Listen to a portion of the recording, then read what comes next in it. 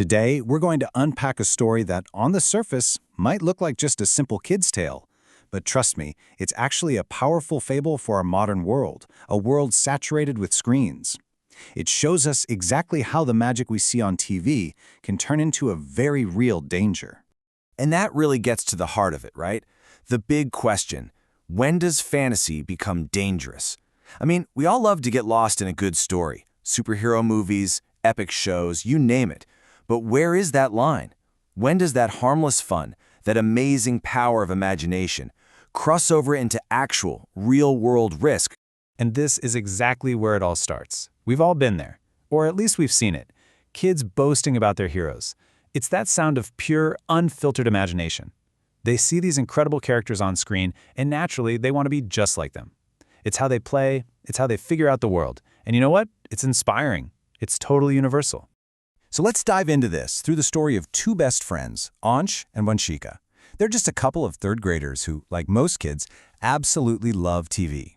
But their story is the perfect example of what happens when that line between what's real and what's on screen gets, well, dangerously blurring. Okay, so check this out.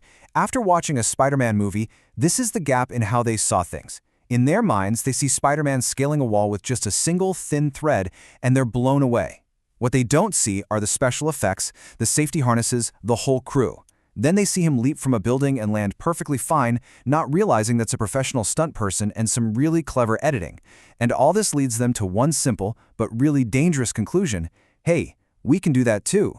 And that inspiration very quickly turns into an actual plan. And, from their point of view, it makes perfect sense. Step 1, get a rope. Step 2, tie it to the roof. Step 3, climb the wall. It's simple.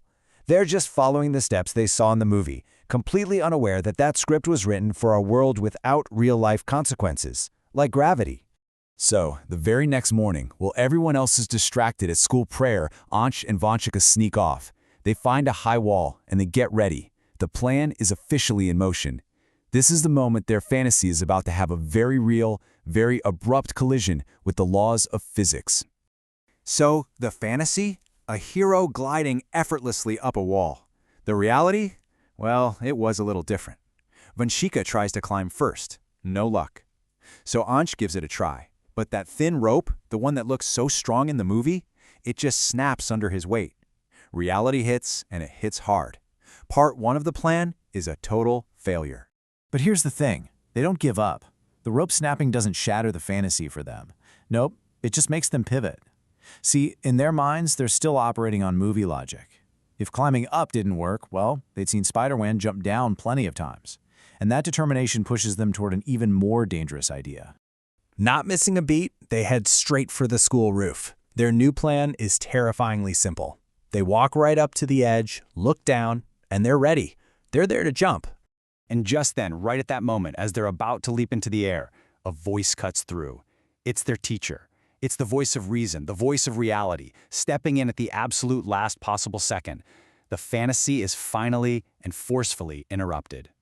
Now what's great is that their teacher doesn't just yell at them, she explains something really fundamental. She gives them the vocabulary they were missing. She defines what on-screen entertainment actually is, that it's made up, it's artificial, and it's created for one single purpose: for us to enjoy it, not to copy it. This is basically their first ever lesson in media literacy. She breaks it down for them into 3 simple traits. Number 1, what you see on TV, it's not always real. 2, those incredible stunts, they're done by professionals with tons of safety equipment you never even see. And 3, this is the big one, we should enjoy TV as a story, as entertainment, not as an instruction manual for our own lives. That right there is the core lesson, the real truth about TV. And with that simple, clear explanation, poof, the spell is broken. They finally, truly get the difference between the hero on the screen and their own real lives. They make a promise, having learned this incredibly crucial lesson about how to watch, and more importantly, how to think about everything they see. And that leaves us with one final and, I think, really important question. Ansh and Vanshika, they got lucky. A teacher was there at just the right moment. But in our world, where we are surrounded by screens literally 24/7, who is the teacher? Who's the one that steps in to explain that difference between fantasy and reality? Is it parents? Is it educators? Or is this a skill that we all now need to learn how to teach ourselves?